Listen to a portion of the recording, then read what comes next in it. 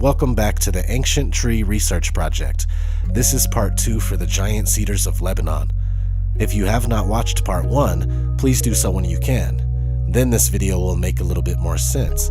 My name is O.D.D, and I am one out of a growing population of people that believe that many of the buttes and mesas that we see used to actually be giant trees, but now they are just remnants of what they once were. You can find these ancient tree stumps all over the earth. We have Ben Bulben in Ireland,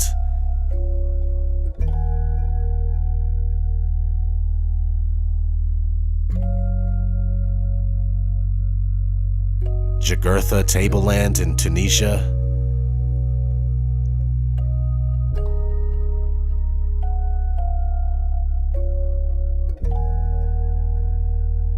Mount Connor in Australia, also known as the Crimson Plateau,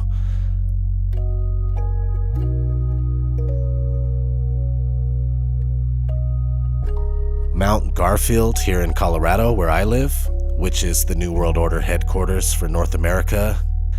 Check out a video called The Colorado Conspiracy for more on that.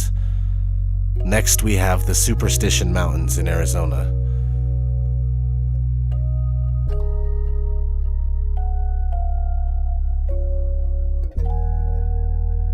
Table Mountain in South Africa. Los Órganos in the Canary Islands. This one has basalt columns like the Devil's Tower. And in Venezuela, there are many. Cucanon Tepuy,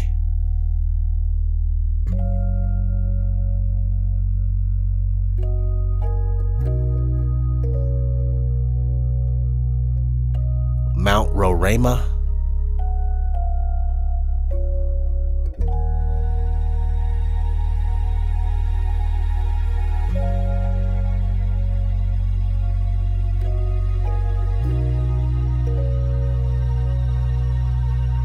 Cerro Atana, or Atana Mountain, just to name a couple. And what's really cool about Cerro Atana is that the native people here, the Piaroa, have a rich oral tradition for their mythology, and that includes Cerro Atana as once being the tree of life. Here on the wiki for Cerro Atana, we read, "For the Piaroa Indians, the original inhabitants of the area, Atana is a sacred mountain. It is Kueme Yoho, the stump of the sacred tree of the fruits of the world." Piaroan mythology tells how the treetop went as high as the infinite, and its branches were full of fruits which fell and gave life to the Amazon. One day, Wahari and his nephew, which had been transformed into a lapa, cut down the tree to get all the fruits at once. Speaking of cutting down trees, chapter 66 in the book of Enoch explains who cut these giants down. "In those days, the word of God came to me and said, Noah, behold, thy lot has ascended up to me, a lot void of crime, a lot beloved and upright.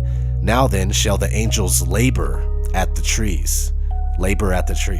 But when they proceed to this, I will put my hand upon it and preserve it.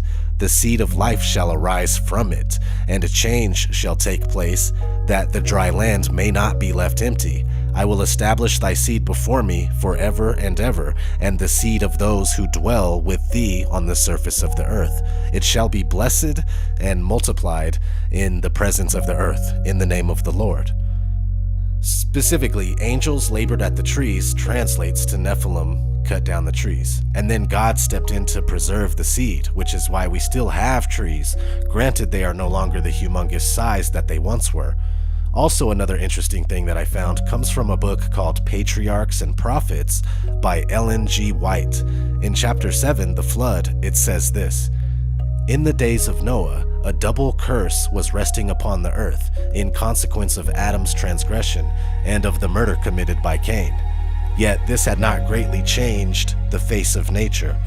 There were evident tokens of decay, but the earth was still rich and beautiful in the gifts of God's providence.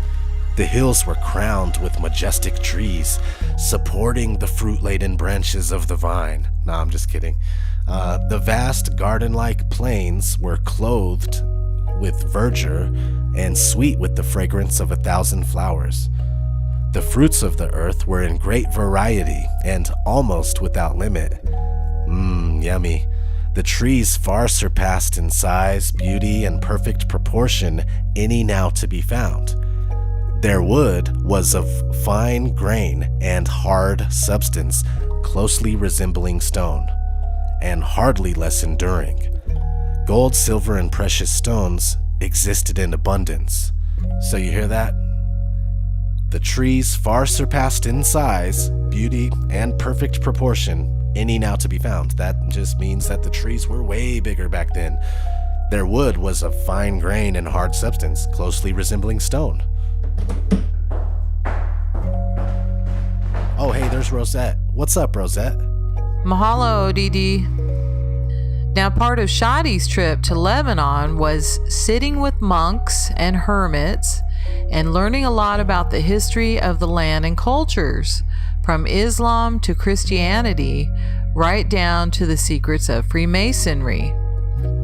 He was able to view 2 Masonic books, one blue and one red. Blue represents space, red represents time. Red is the compass or come to pass, representing the flow of time. It makes the circles and circles roll like time flows. Blue represents space or the square, that which is stable and can be measured by a ruler. The York Rite of Masonry seems to control space.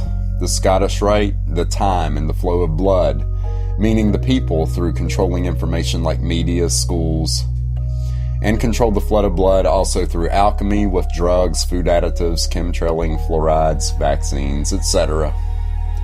The Knights Templar wore a red cross because they represent the Knights of the Temp or time, Plars or pillars, or Jachin and Boaz. Temp is time, Plars is pillars, or the time pillars, the Templars.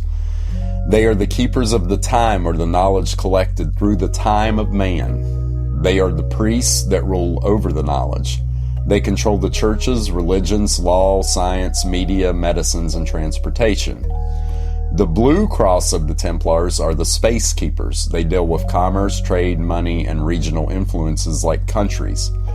They are the monarchs. They are the rulers or that which measure and decides the value. They are the rulers that maintain the status quo. They are the rule keepers.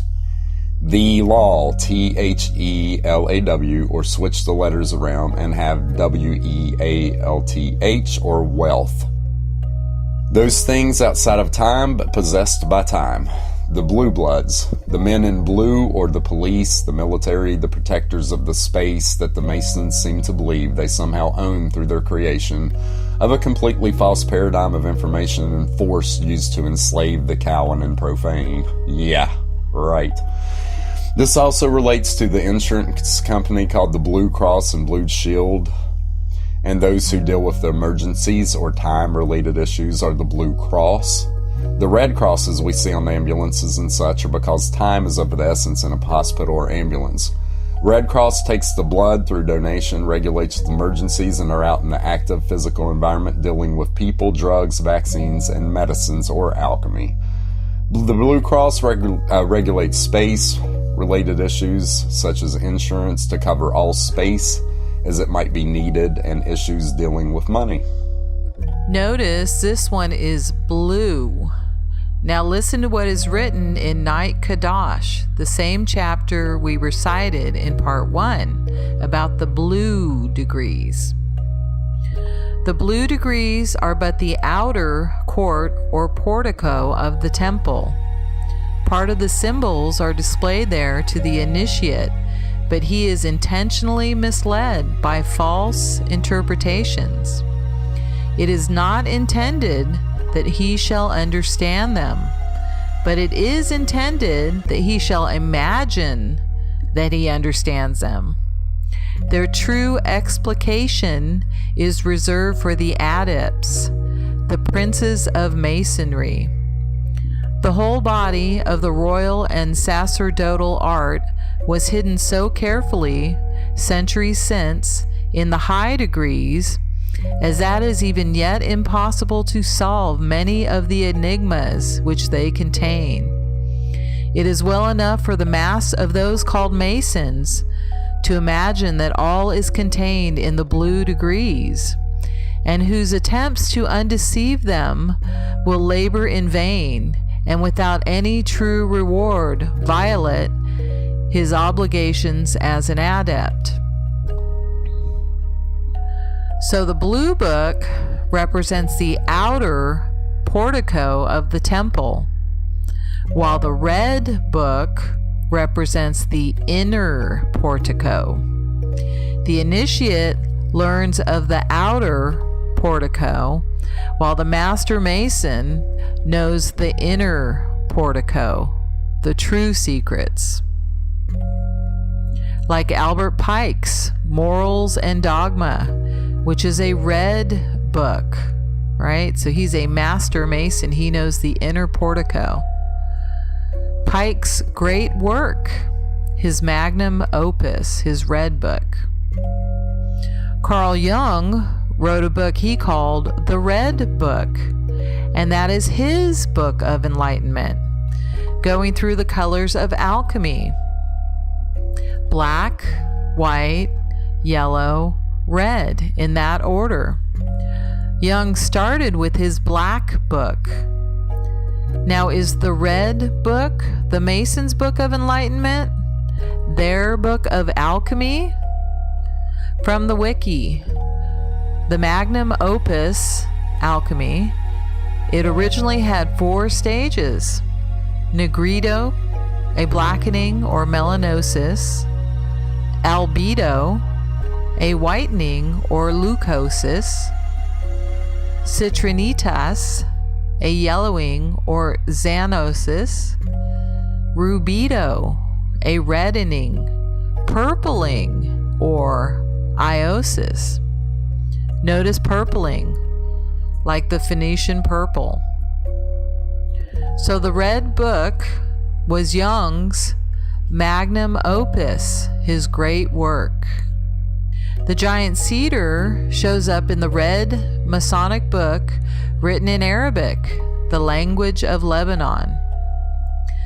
So let's look at this picture in the red Masonic book written by Antoine Ausse, pronounced Ausse, an Arabic surname that Shadie got to look at. Now you will say that's not a cedar, but I beg to differ. Let's examine more closely. Now, credit to Cracker for spotting what this tree really is. The leaves of the tree coming out of the king while he is dreaming is a mimosa. Mimosa is the tree that DMT is derived from. DMT, code for dream time, which is exactly what you do when you smoke DMT. You basically have the most intense, vivid dream while you are awake. And in Carl Jung's Red Book, he speaks on dreams and the mind and how we are all connected through group consciousness. Did he take DMT?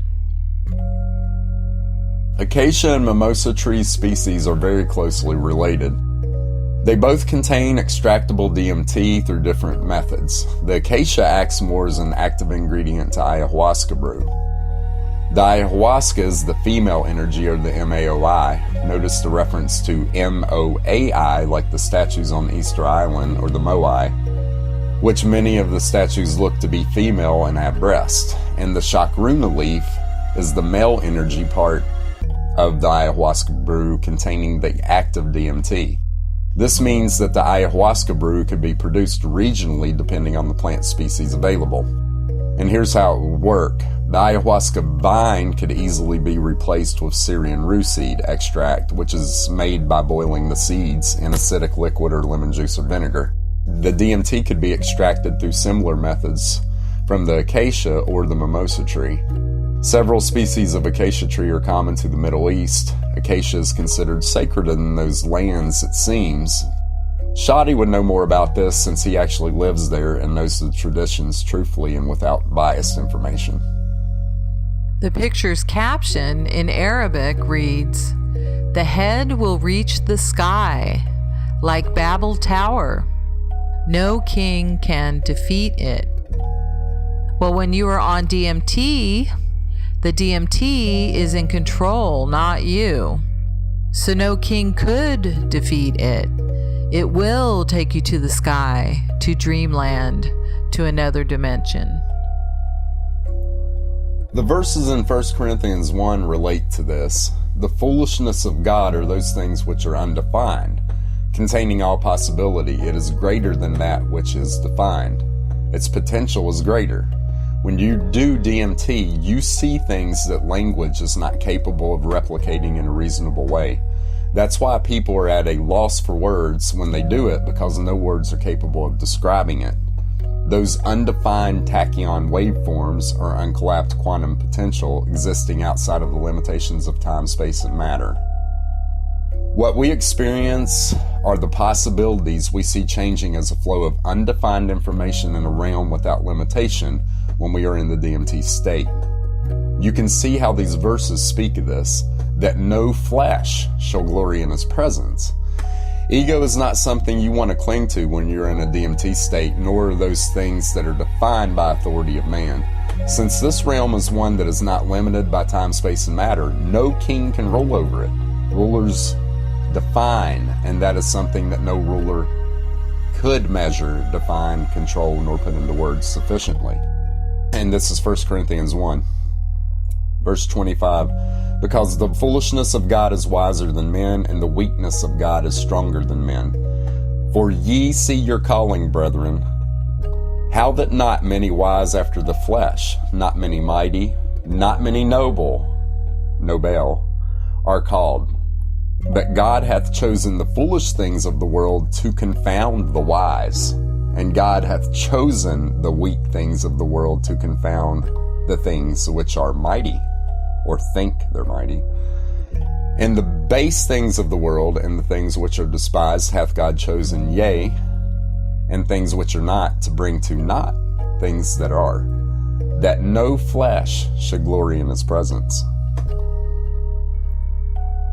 We discussed this, O.D.D, Shadie, Cracker, and I, how there is a concerted effort to stigmatize all drugs as bad. Just say no to drugs is a common slogan. But not all are bad. Yes, PCP is bad. Yes, heroin is bad. Xanax, uppers, downers, etc. But DMT is a natural element found in all life. It has many positive applications, from breaking people's addictions to having mind-blowing epiphanies about how the world truly is. From Matthew 6:22, the light of the body is the eye. If therefore thine eye be single, thy whole body shall be full of light. Christ is talking about the pineal gland here. From an article by the Event Chronicle, the pineal gland develops from the roof of the dicephalon, a section in your brain. Although it looks like a pine cone, when cut open it is very similar to an eye. Even more fascinating is that the interior of the pineal gland actually has retinal tissue composed of rods and cones inside its interior lining, which are wired into the visual cortex in the brain. The photoreceptors of the retina strongly resemble the cells of the pineal gland. It even has vitreous fluid in it like an eye does, and it still functions as a light receptor in some vertebrates. In many cultures, it is spiritually referred to as the third eye, and science seems to agree. Besides regulating sleep patterns and sexual development, Many researchers believe that it has the ability to connect us to other dimensions like the dream world, spiritual realms such as deep meditation and astral travel, and during near-death experiences through the release of DMT. Dimethyltryptamine is a psychedelic compound of the tryptamine family. It occurs naturally in trace amounts in mammals, where it functions as a neurotransmitter and is also produced in humans. However, its purpose in the brain remains in debate. French philosopher and mathematician René Descartes, dedicating much time to the study of the pineal gland, called it the principal seat of the soul. He believed it to be the point of connection between the intellect and the body. It appears that the gland is the only section of the brain to exist as a single part rather than one half of a pair. The gland is thought to be highly active during dreaming, meditation, and spiritual experiences. Did you get that? Single part. Let thine eye be single, and the whole body shall be full of light. Matthew 6:22. He is talking about the pineal gland, which is represented by the pine cone and is in the courtyard of the Vatican. They obviously know its importance. So by calcifying ours with fluoride, ours will not become single. Notice the two peacocks here. Peacocks have the all-seeing eye represented in their feathers. In addition, they have experienced DMT and share it with us. Truth in plain sight, once again. Just like they hide the giant trees, they hide DMT. For example, how do you think cartoons first came into our existence? We don't see anything in our reality, in our day-to-day lives, that even remotely look like a cartoon. So how did the first cartoon come about? Well, I can tell you it most likely came about by a DMT experience. Because in there, that is the only place where you actually experience a cartoon world. And they hide the experience in film as well. Take The Matrix, for instance. Buckle your seatbelt, Dorothy, because Kansas is going bye-bye, says Cypher. How do you know the difference between the dream world and the real world? Says Neo. It makes you feel cold. You hear strange noises. And then you're in another state of existence. Back to the Masonic drawing, we notice there is a ring around the tree. In Serbia, Russia, there are supposedly mysterious ringing cedars, ancient trees that over the course of 550 years had reportedly accumulated so much energy through their pine needles, antenna-like leaves, that they had begun to audibly ring or vibrate. You can do experiments where you can measure the ohms in a tree, and they do emit electrical current. The ringing is also a specific feature of a DMT trip. You hear loud ringing right at the start of it. The closest thing people relate it to are the Tibetan singing bowls. Did the Tibetan monks do DMT?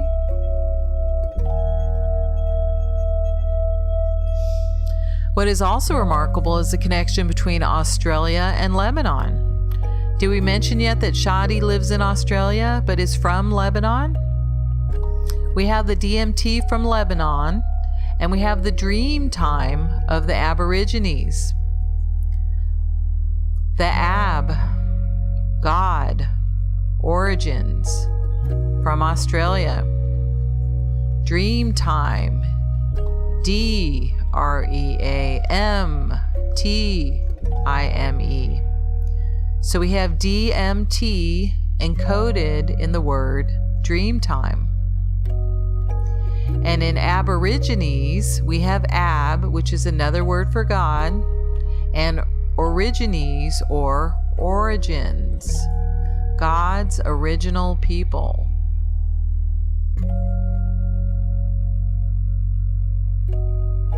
The Masons know the importance of Ab.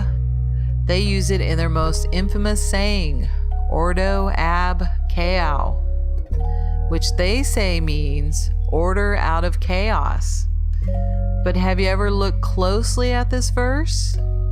That message is for the profane. This is what I believe is the message for the adepts. Ordo Ab Chaos should be written pyramid style. So the AB would be at the capstone, flanked by Ordo on the right and Chaos on the left. Now remember, when we say on the right, the view is always from the object facing outwards. So Ordo would come first when we read this phrase. Ordo is order. It is what you have when you follow the right hand path.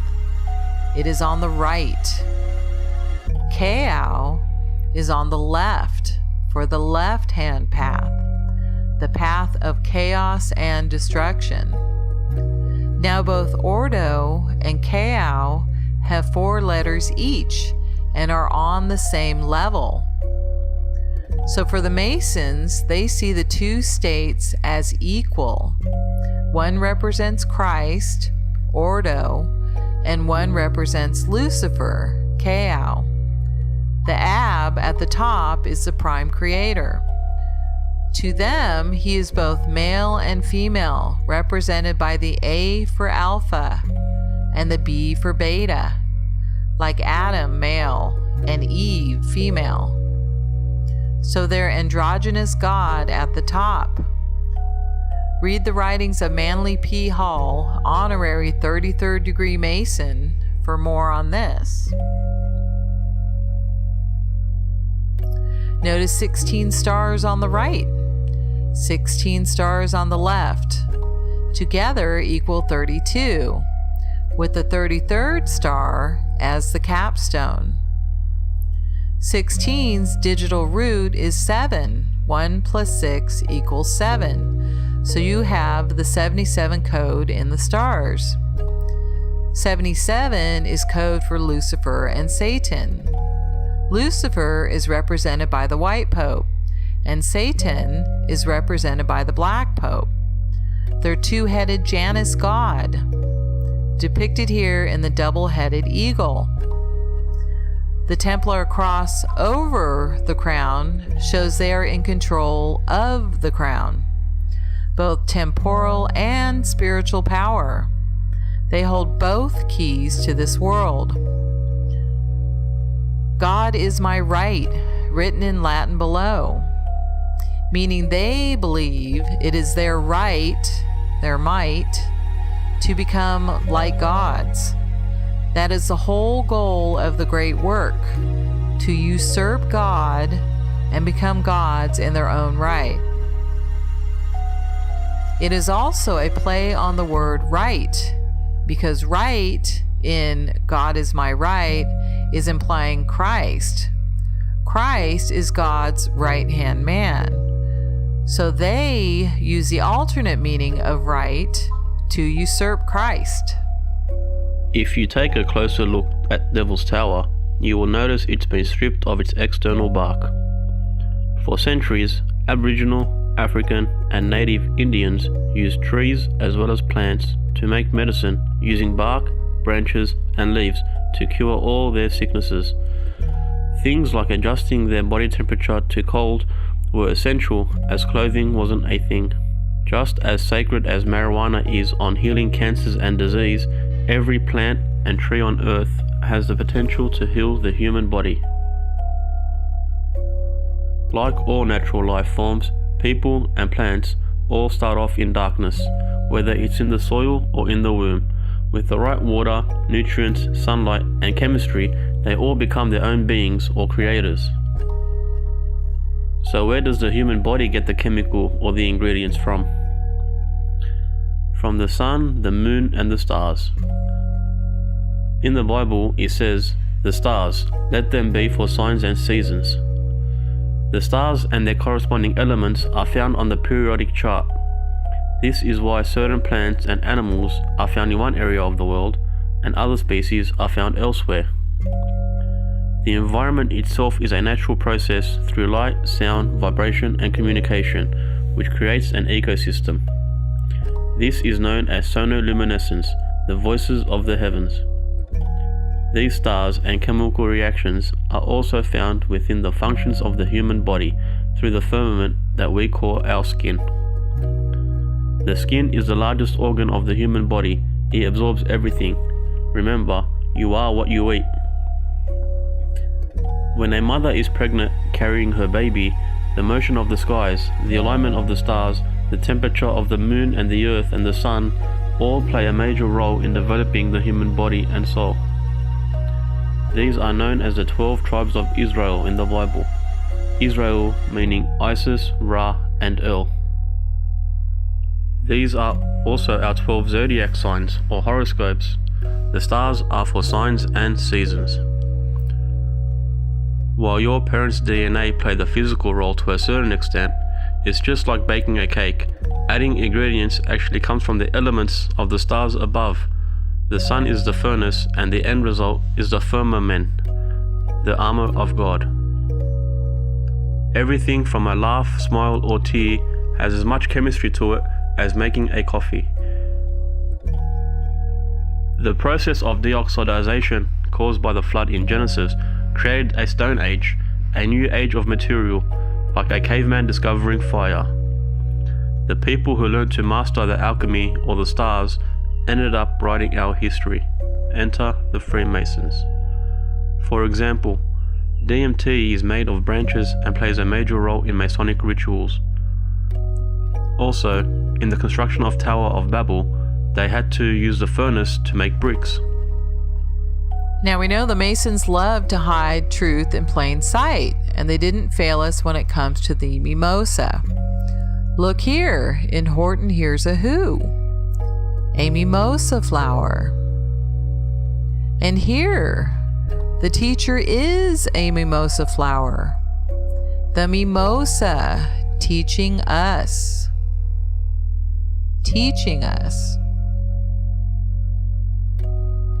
Did Dr. Seuss know? I would imagine so. I'm sure he smoked DMT. Dr. Seuss also wrote The Lorax, and look what it has in common with Horton Hears a Who. Mimosa flowers. They made a cartoon movie out of this book as well. I am the Lorax. I speak for the trees. The tale of when the giant trees were cut until none were left, like today, with no giant trees. The lore, folklore, the story of the axe. And tell me those aren't mimosa flowers. Those are so mimosa flowers right there. And the bears and the Lorax symbolize the creatures that people see when they smoke DMT. This is a full-on DMT experience in this picture. Now in that red Masonic book, it had the tree of life growing on the bed of the king, and it looked like a mimosa tree. So our next question should be, do we have any connections with the mimosa tree in Lebanon? Followed by, was the tree of life in the center a mimosa tree, a DMT tree? So let's look. And they grow here in Hawaii like weeds, but way more beautiful.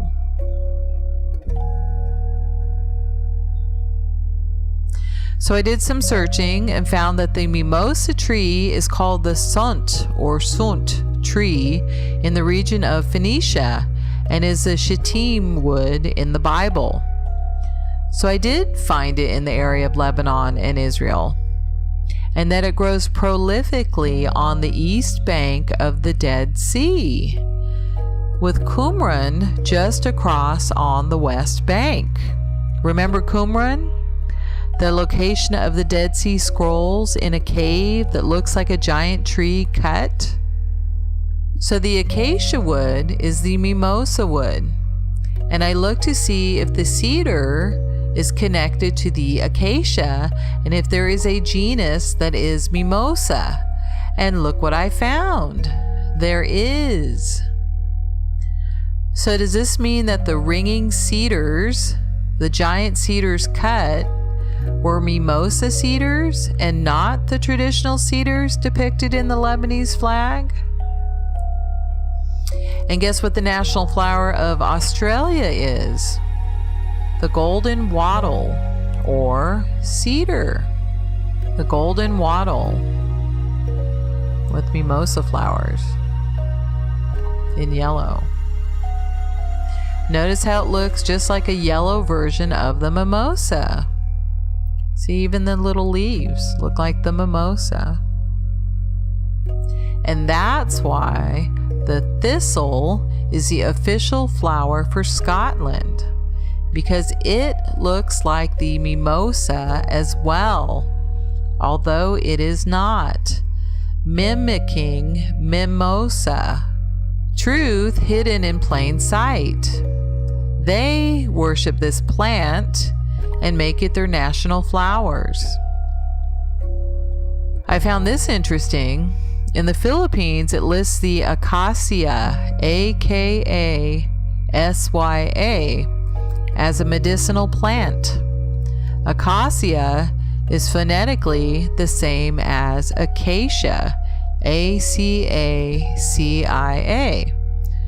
Notice too, acacia looks very similar to ayahuasca, A-Y-A-H-U-A-S-C-A.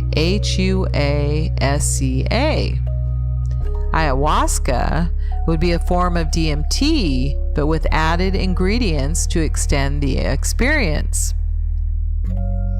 Notice mimosa on the list as well, mimosa saman. So we can see here the acacia, the acacia, ayahuasca, DMT, and mimosa are all connected, and it's listed under medicinal plant, right? So it actually helps people. There is even a chocolate mimosa. Now tell me that ain't pretty. Wow. And the Japanese have a bonsai version. Also, I did a search on DMT and Masons, and it looks like the higher degrees, remember the higher degrees, the red book, use DMT in their ceremonies.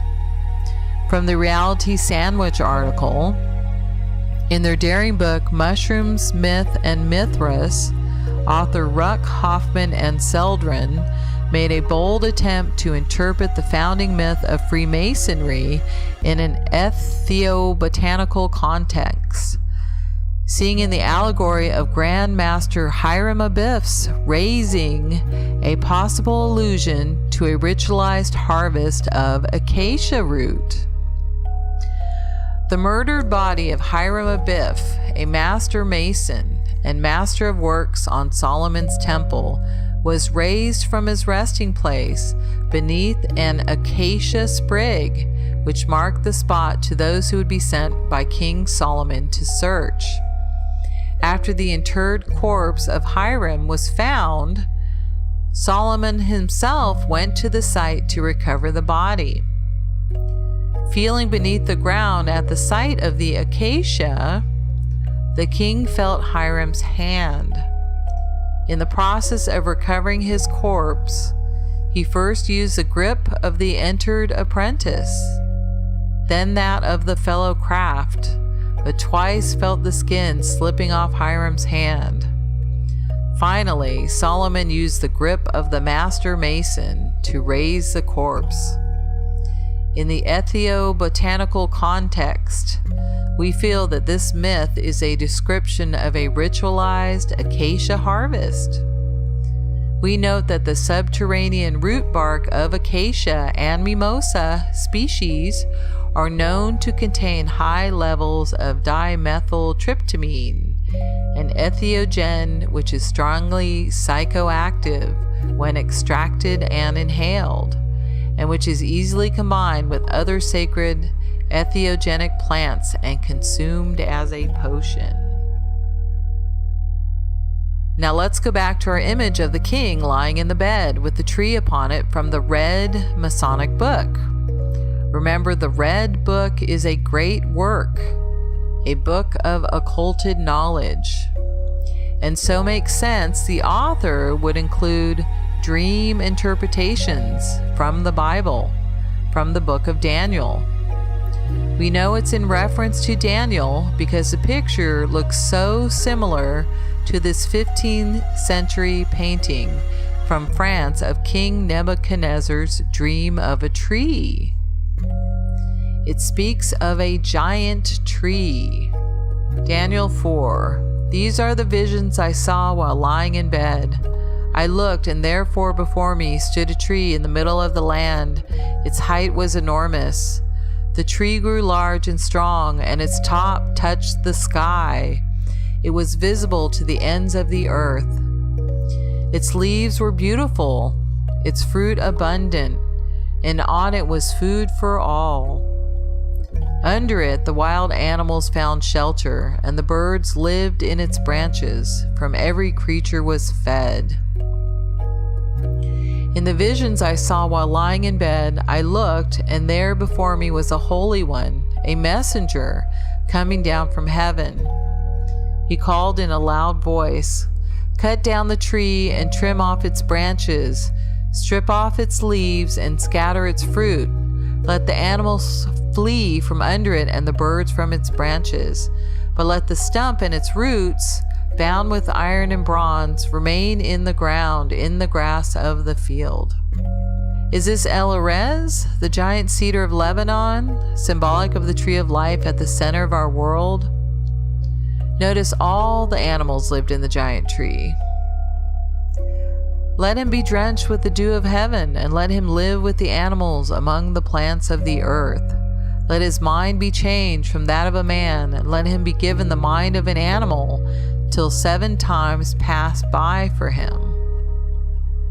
Does that mean we forgot? We're just remembering now? The decision is announced by messengers.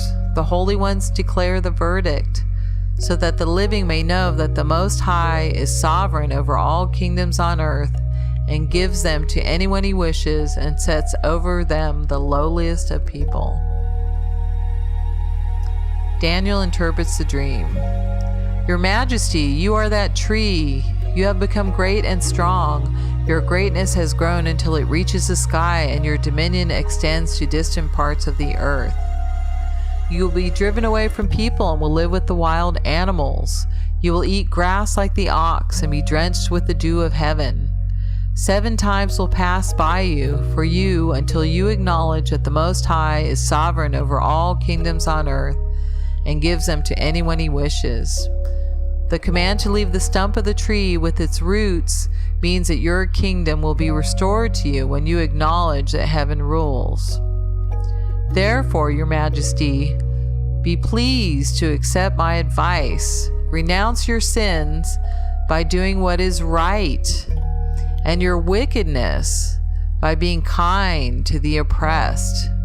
It may be that then your prosperity will continue. Your kingdom will be restored by doing what is right and renouncing your wickedness. Crowley, Aleister Crowley, was known as the wickedest man alive. What does that make his followers? Followers of the left-hand path. Will they renounce their wickedness? Do what is right. And there is another peacock in the tree.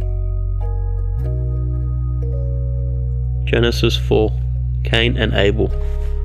Where did Cain bury Abel? Looking at Baalbek and the following regions from a Google Map satellite, it looks like a well dug up grave. It also looks like Baalbek might be the chest or the skull. You can easily make out the ribcage and a full spine with legs. The old skeleton bones even make up the roads. Baalbek is located on the opposite side of the Valley of the Holy Saints and close to the Syrian border. The only thing separating the Wadi an-Nubin and Baalbek is the giant mountain, or Al-Araz, which we are now learning used to be a giant tree. Like the Bible says, Cain worked in the soil while Abel worked the sheep. When looking at an aerial view of the Baalbek temple, it looks like a man walking his sheep. So when and why was it all done? The Maronite Christians, who for generations deemed themselves custodians of the site, told legends of the giants who had built the colossal platform. According to an Arabic manuscript found at Baalbek, Nimrod sent giants to rebuild it after the flood, whilst another tale relates that Nimrod rebelled against his god and built the Tower of Babel. Other legends associate Baalbek with the biblical figure of Cain, the son of Adam, claiming that he built it as a refuge after his god Yahweh had cursed him. According to the Maronite Patriarch of Lebanon, Estefan Dwayhi, tradition states that the fortress of Baalbek is the most ancient building in the world. Cain, the son of Adam, built it in the year 133 of creation, during a fit of raving madness. He gave it the name of his son Enoch and peopled it with giants who were punished for their iniquities by the flood. The local Muslims also believed that it was beyond the capability of humans to move the enormous stones of Baalbek.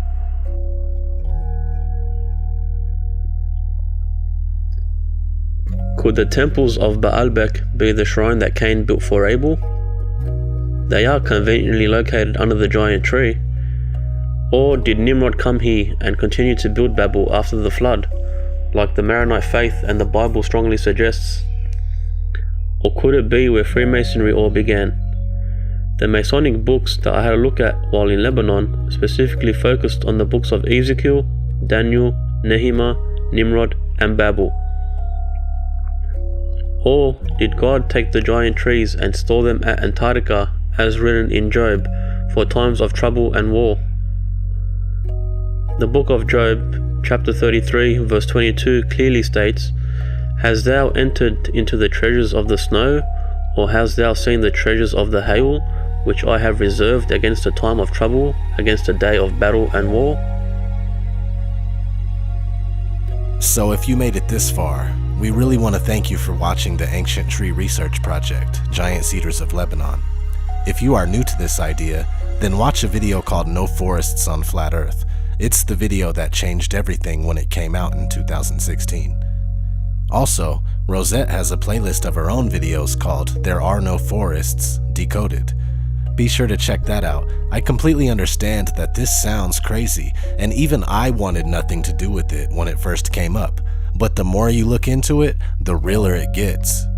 It becomes quite clear that we are merely living in the aftermath of what used to be, and even the smaller version of trees that we see today are being wiped out with no problem. If the money-hungry corporations don't handle it, then things like chemtrails will.